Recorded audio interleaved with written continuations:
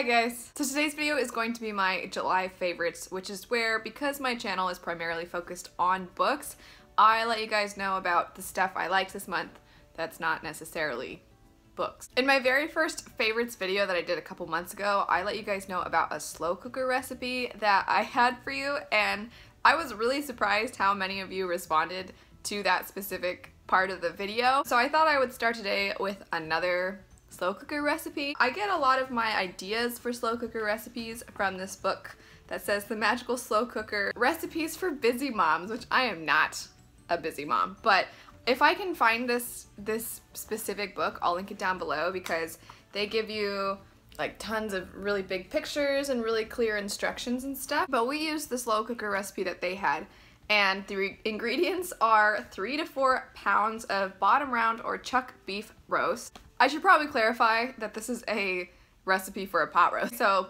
there's the meat, and then you want to get a 10.5 to 10.75 can of cream of mushroom soup and the same size can of French onion soup. And then you want also carrots, an onion, and then salt and pepper for flavoring, and then any kind of potatoes that you like. My husband and I didn't even use the onion because we forgot, and the recipe still turned out delicious. So for those of you that don't like onions, you don't even have to use it. It's still really good. But the pot roast, the meat, when you take it out, it just falls apart. You're supposed to leave it in for 8 to 9 hours. So if you want to put it in the morning and then have it ready for dinner, or you can do what we did, which is where we cooked it the night before, and then in the morning I cut it up and put it in a container and stuff so that we could eat it and have plenty of food for the rest of the week. Also, for those of you that have kids who are super picky eaters or just picky eaters yourselves, I'm the pickiest eater, and I personally find that I hate vegetables, but if they're super soaked up in like meat juice, like in this recipe, it's a lot easier for me to eat it. So if you guys have picky eaters in your families, or if you're a picky eater, this is definitely a good recipe to try to mix in some vegetables. Another food related item that I have for you guys is this dark chocolate covered almonds brand that just says produce snacks, and I got these at Walmart for $2. They were on sale. They had chocolate covered almonds and chocolate covered peanuts, and normally if you guys like any kind of nut, you know that they're super expensive. Usually they're anywhere from $6 to $12 for a bag, and these ones are the most delicious chocolate covered almonds I have ever tasted. I've been trying to eat a little bit healthier lately because not only am I a picky eater, but I'm a terribly unhealthy eater. So I figured I was trying to find ways to eat a little bit better and substitute stuff that's not necessarily super healthy for you, but healthier than candy and soda and stuff. So when I saw these and I tried these, I ended up going back to the store and buying like 6 more bags of them since they were so inexpensive, and they're so good.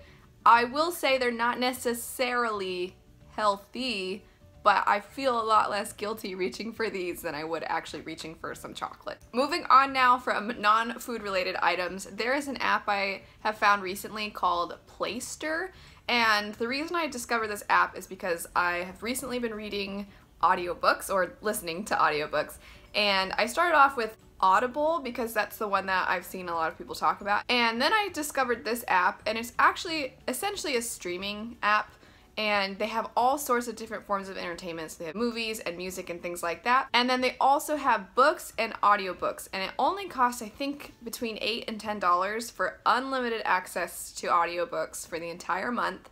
And I think your first month is free. They have like a really wide selection. I was thinking they wouldn't have much or something, but there's tons of stuff on the app. Next up, I have a movie for you guys, and this is not a movie for everybody. It is extremely violent, and also it's really sad. The movie though is Samurai X Trust and Betrayal. It is the prequel to the Rurouni Kenshin anime series. If you guys have ever seen that, I'm sorry if I'm saying it totally wrong. Because it's a prequel story though, you guys don't have to have watched the show in order to like this. It is, because it's kind of anime, that is the art style, but I really like the art, and I love the music in this movie, and the story itself is super tragic. The story follows a young man named Kenshin, and it kind of has a lot of mixed timelines at the beginning of the movie, which can be a little hard to follow, but it goes back and forth between his childhood, his becoming a swordsman,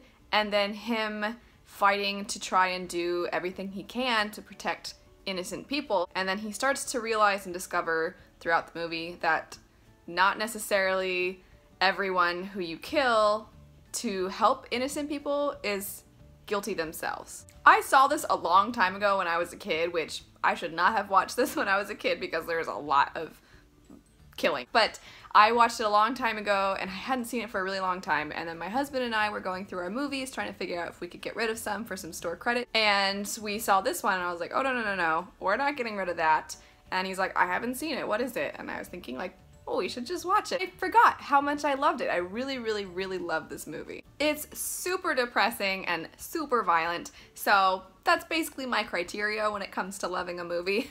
But if you guys think that that sounds interesting, or if you also like movies that are super violent and depressing, you, I think, would really like this movie. The last two things I have to show you guys are both clothing related. The first one is a dress I bought recently. It's kind of a purpley pink color. It was only $12.90. I'll link it down below. I got a large because I like my clothes to be loose fitting, but it's a really nice length and it's really simple and really nice and airy, which is so perfect for where I live because it's freakishly hot here. If you're wondering what it might look like on as opposed to just sitting on the hanger, I did wear this in my Q&A video so you guys can get a better idea of what it looks like and stuff.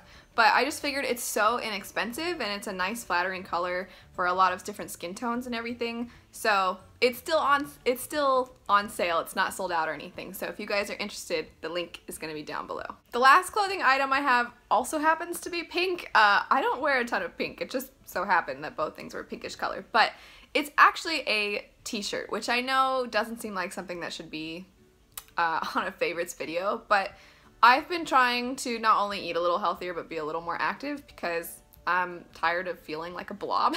So I have been trying to get more workout clothes, but I personally hate really tight, constricting clothes for working out. I like things that are airy and breezy and don't make me feel like I'm sweating even more. So I find it's a little difficult to find women's workout clothes that aren't super tight without them being really expensive or uncomfortable or things like that. So I found this t-shirt, which I'll also link down below, and it says worldwide on the front and exclusive on the back. I did not buy it for what it says. I bought it because this is such a soft, nice shirt for wearing working out. This is a medium, and it was actually, I think, even more than the dress I got. I think it was like $15, which is a little much for a t-shirt, but the material is really nice, and I've been wearing it not only working out but also as a PJ shirt or just a lounge shirt and stuff, so I figure I'm already getting a lot of use out of it